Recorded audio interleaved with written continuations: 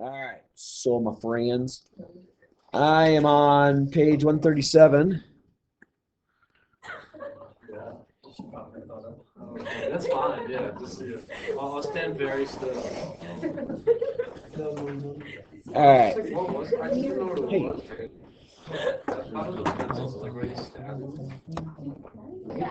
All right. Here we go.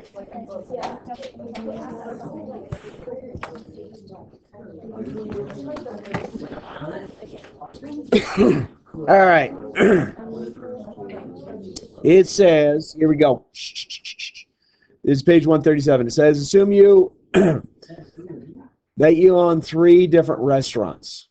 Wow, you own 3 different restaurants. Pretty cool. We'll call it restaurants A, B, and C. I'm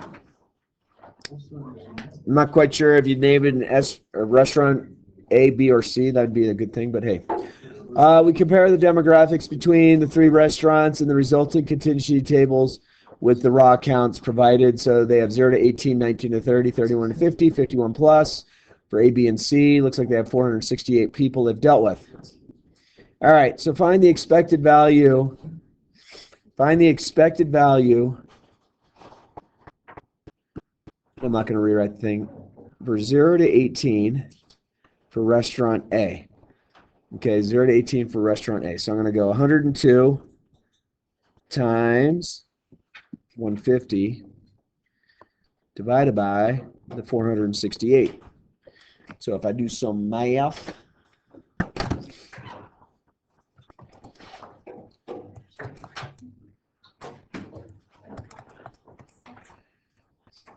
so that comes out to roughly 32.7. So this is the expected value. All right. Explain the meaning of this.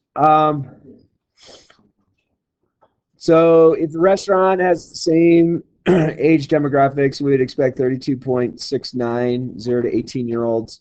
So this is what they observed. They observed 30. So 32.7 being the expected, getting 30. You're pretty close to your mark, I'd say so. All right. Oh my gosh. I'm feeling pretty bad. All right, find the chi-squared of this, just this. I'm not summing up the chi-squared, I'm just finding the chi-squared. So remember, the chi-squared will be the observed minus the expected quantity squared over the expected. All right, so we observed 30. The expected was 32.7 over 32.7. So all we got to do is this.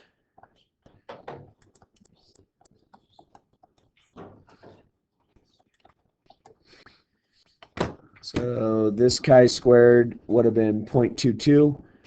And then, so basically that 0.22 means that we were 0.22 off our observed mark for the most part, if we were to go with it. All right. State the null and the alternative.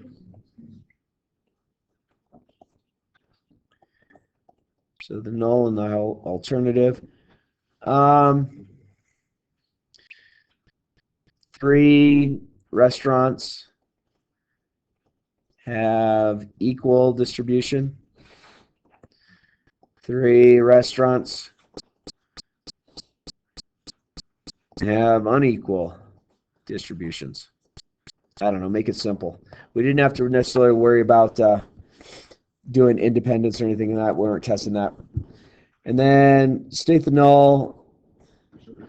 So this is for the homogeneity. Come on, go away.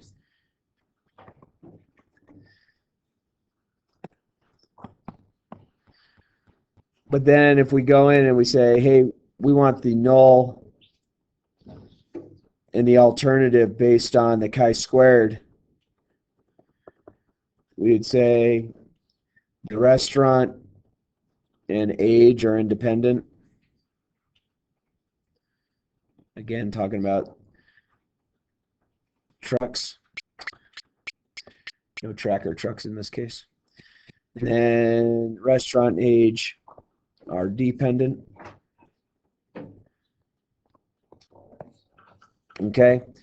And then they want us to compute the degrees of freedom. Pretty simple. So number 5, the degrees of freedom is the rows minus 1 times the columns minus 1. So rows I have 1, 2, 3, 4. Columns I have 1, 2, 3. So I get 3 times 2, so that's 6 degrees of freedom. Pretty simple. And then if we had a p-value, that came out to 0.0194 and they were based in the alpha of 0.05, what can we conclude? So 0.0194 is smaller than 0.015, so we can reject the null. So evidence points to the alternative, basically. Cool. So friends, that's all you gotta do. Okay. Oh man. So on Monday, have the back side of this page. So that's so be sure page 137 and 138 are done. Also a reminder, on Monday we will review. And then Tuesday next week we have a quiz. So listen up. Hey, if we have a quiz on Tuesday, what was I going to say we were going to do on Wednesday related to the quiz? Well, it's only a one-part quiz. The test will be 2 parts. Yeah. So on Tuesday when I give the quiz, I will get it graded for Wednesday. You come on Wednesday, I will give you your test back and show you what your errors are, go over any of your errors to make sure you're comfortable with it. That way, that would earn half your points back that way. If you miss on Tuesday and you're here on Wednesday, I'm going to have you take the quiz in a different classroom. If you miss Wednesday, then you have to come in and see me to get half your points back. Does that make sense? Fair enough? All good in the hood? All right.